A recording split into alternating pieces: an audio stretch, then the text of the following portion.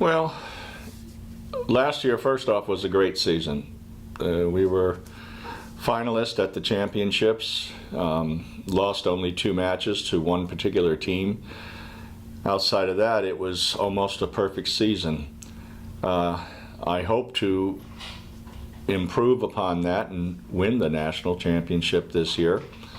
In ways that we might try to better that would be, first off, with experience. We had a lot of young players last year going into that championship. The year was great, but I think at the heat of the moment in that final match, I think it came out where the youth and a little bit of inexperience showed, and that's why we didn't pull through against a very seasoned team, West Florida. Some of the key returners that we have coming back this year are Pierre Montreal from France, Carlos Gomez, Spain, Vivian Vestier from France, Fernando Taus, which from Spain as well, and we have a bunch of others that are returning. Those were our key players that were in the top 4 positions, and looks like there's a good shot at them returning to those positions this year. I think our schedule is going to be very challenging this year. Conference schedule, always challenging to try to win that and to beat the teams that are in the conference. Outside of that, non-conference schedule is very strong, especially the teams that we're going to be playing in Valdosta, Georgia. We will play Valdosta, we will play Lander University, and we'll also play Columbus State. All 3 of those teams are national contenders, and we will be challenged there very much. I think it's going to be an interesting season, blending in the new players that we have and some of the returners from last year, and many of those returners were freshmen from last year. We've only got 1 senior on the team, and basically he was a transfer student. It's going to be interesting. We're going to need guys to take some leadership roles, the returners from last year. And I think with the newcomers, I've got a couple of guys out of that 3 that are coming in that are very mature and have a lot of experience going with them.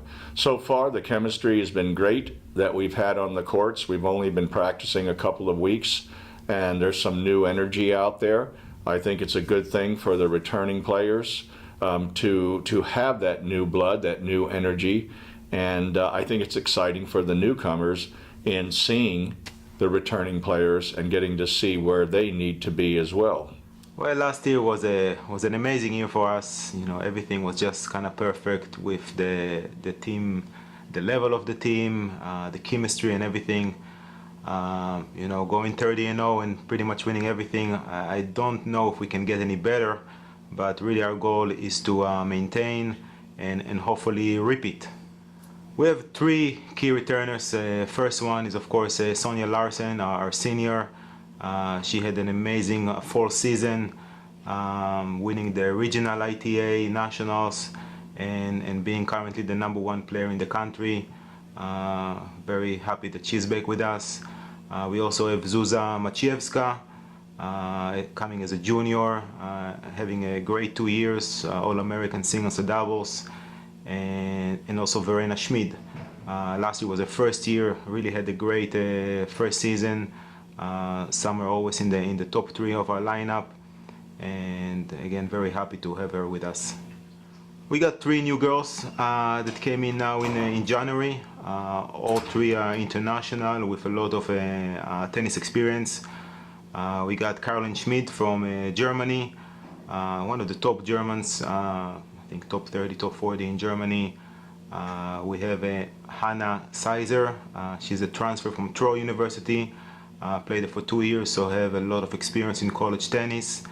And the last one is Julie Razafindranali from France. Once again, a very good tennis player, and really expecting all 3 of them to make an immediate impact on the lineup and to play anywhere from #1 to #6. Yeah, we have a very tough schedule as usual. Our first trip we go to Flagler in St. Augustine.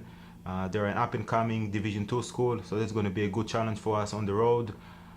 We have a trip to Valdosta, Georgia to play Valdosta and Columbus State, which is a top 5 team in the country. We also play a couple of Division 1 schools like in Georgetown, in Cleveland State. So it's always a good challenge to play those D1 schools.